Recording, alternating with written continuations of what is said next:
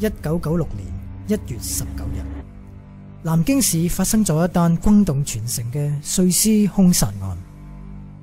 受害者為南京大學一名嘅大一女學生，佢嘅屍體被發現嘅時候，已經被兇手切成整整嘅1000幾塊，頭顱同埋分割好嘅內臟被煮熟，分別裝喺幾個黑色嘅膠袋裏面，被棄置於4個唔同嘅地方。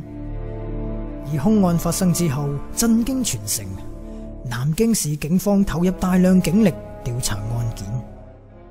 然而兇手似乎有備而嚟，警方雖然多方查證，卻毫無頭緒，只係可以確定兇手有極強嘅心理質素。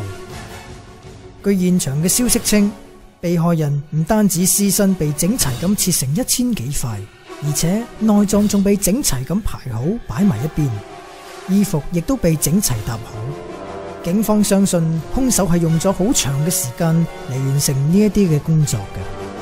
殺人、碎屍、烹屍、拋屍，咁漫長而殘忍嘅過程，兇手點樣可以做得咁天衣無縫呢？殺人碎屍之後，又故意拋屍喺鬧市嘅街頭，兇手究竟目的何在呢？兇手耐心咁將屍身細切成1000幾塊，究竟係心理變態啊，定係另有目的呢？